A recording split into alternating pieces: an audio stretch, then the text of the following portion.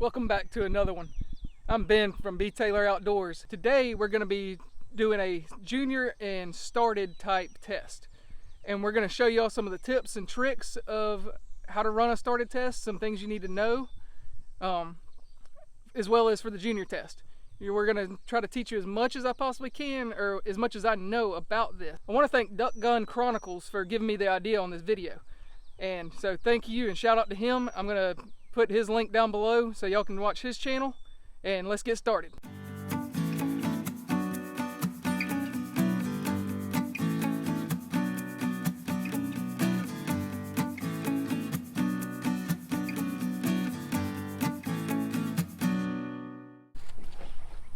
Before we get out in the field and run bell, I was going to tell y'all some stuff that y'all need to know. First, read the rules, and I'll link the rules for started and junior. I'll leave the page number on it so it's going to be easy for you to find. For started, you need to have a dog that's ready to be force fetched, or is force fetched. Sorry, your dog needs to be force fetched for both, for junior and started, because you want them to deliver to hand. Because in junior you have to deliver to hand.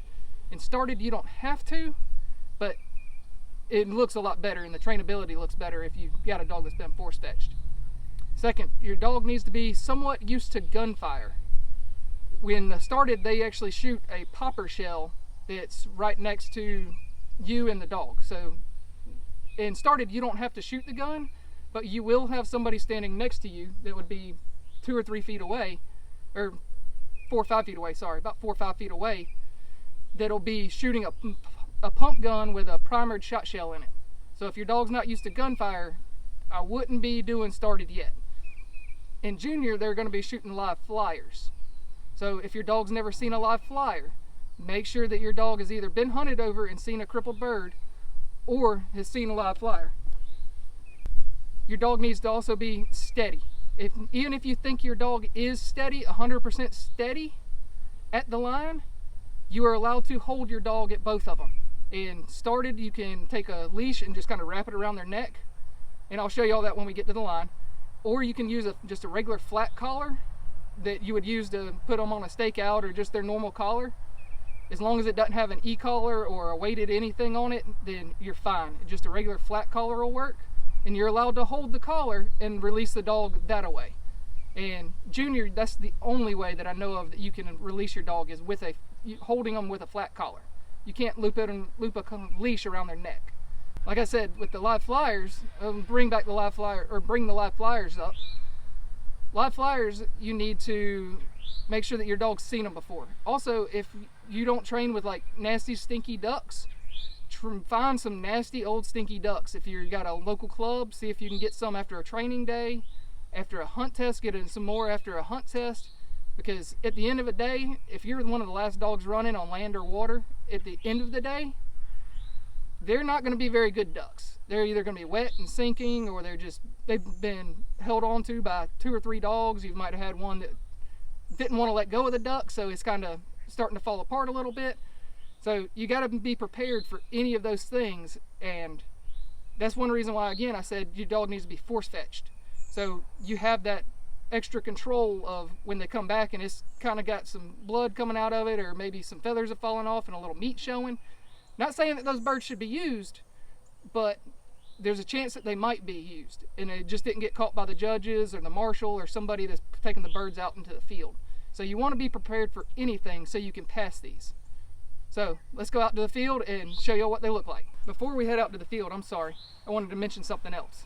In the HRC, or the Hunting Retriever Club, like those hunt tests, you need to have camo or dark natural colored clothing throughout the whole test. So I normally show up in like this, wearing a pair of camo shorts, a t-shirt, and I'll carry my little camo handler's jacket. So then, because it's normally pretty warm at a hunt test, so I'll take that and carry it. So when I get them ready to go run the test, I throw on my camo jacket, I'm ready to go. We're at the line, and I'm going to show you the marks that we've got set up. So this is the first mark. I'm going to run it as a started mark, and it's coming out from behind that pine tree, thrown left to right. And then as we turn the small tree right here, that's where our second mark's going to be. I'm going to run that as a junior mark, and that one's thrown right to left, or left to right, I'm sorry. It's being thrown left to right. So when you first get to the test, there'll be a whole bunch of people here, so don't worry about that. But the first thing, before you start your test, you're gonna start in a holding blind. And it's gonna actually be a blind. Right now I'm looking at a bunch of brush. And as you can see, Bella's got a slip lead on, set. It just slides on and off right over her head. So you want a slip lead so you don't have to worry about the leash, or that is your leash, sorry. You're gonna use the slip lead as your leash. You're gonna come out of the holding blind, heel, and walk all the way to the line or the bucket with your leash on. You don't want your dog getting out of control. Heel, here, heel, heel, heel, heel, sit, sit, sit. You're gonna take your leash off. And if you're running started and your dog, even if you think your dog's steady, go ahead and grab them by the lead collar. Or like I said, sit, sit. Or take your leash and wrap it around their head like this. And you can keep them steady that way as well. If you don't want to use the flat collar, sit. That's only for started. You can only use the leash to wrap around their neck and started. You can't do it in junior anymore. So for started, like I said, you'll have a gunner, a Bubba gunner, or somebody standing next to you that's gonna actually use the pump shotgun. Sit.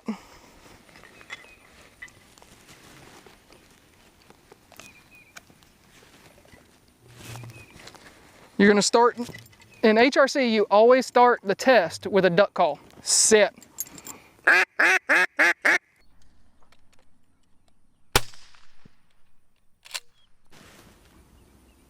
Bell. Always make sure the gun is safe and open if you're running HRC and you do use the gun.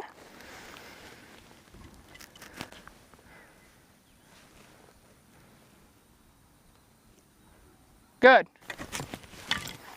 Here. Here. Here. Sit.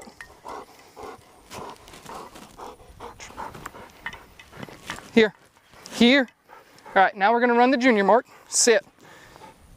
And this is what I'm talking about. Always hold them by the collar. She's not a fan of it because she hasn't done it in forever, but here we go. Sit.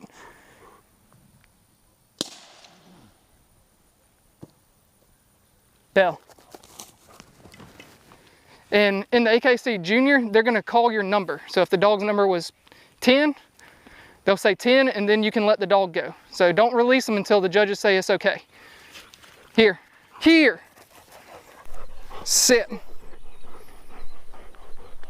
Here, sit. Drop, sit. Sit.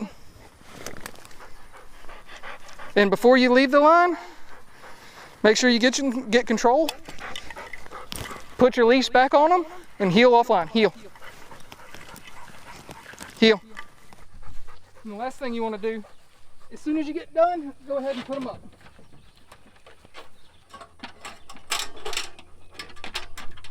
Good girl. Go ahead and put them up so they don't get out and try to go bust into somebody else's test, because that's the last thing you want to do, because you can end up getting disqualified if your dog breaks into the middle of a test. There's always that chance. So, and also I meant to say, I know my marks were not very wide, but normally you'd see them in a started test. They'll be a lot wider, like 90 degrees separation at least, if not more. And oh, the distances. The maximum distance you'll see in junior is going to be around 100 yards. The rule book says should not be thrown more than 100 yards. So if I was training for junior or even started, I would start pushing my marks out to 100, 125 yards. Get them used to running further if they need to. But when you're training, do some short marks, do some long marks, kind of rotate it up so they don't get used to it and they don't hit that little buffer wall of, like, when people, I know you've seen it, when people throw hand-thrown bumpers off their side and the dog won't go any more than, say, 40, 50 yards. and they kind of hit a wall because they've never seen anything further than that, so they don't know to go further. Make sure that you've done that and thrown 100 to 125 yard marks.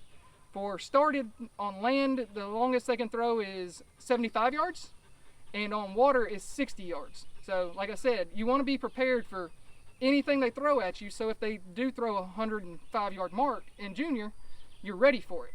You want your dog to be prepared for as much as possible before you get to this test, because you're going to be amped up and extremely nervous, and your dog's going to feed off that energy. And I can tell you from our first started test, I'd never run one. Our very first one, the very first mark, Belle went out and hammered. She came halfway back to me and stopped, and then took off running back and forth, back and forth. I had to go out in the field and go get her and put the leash on her and carry her to the truck before she would give me the duck. So you can fail a whole bunch of different ways. So always be prepared for the worst. But don't be disappointed if you fail your first test or your first couple of tests. You just got to be prepared as best you can. If y'all like this video and want to see more for, say, the seasoned and senior test or finished and master test, hit that thumbs up and leave a comment. And also, if y'all haven't already, go ahead and subscribe. And thank y'all again. Remember, their season never ends.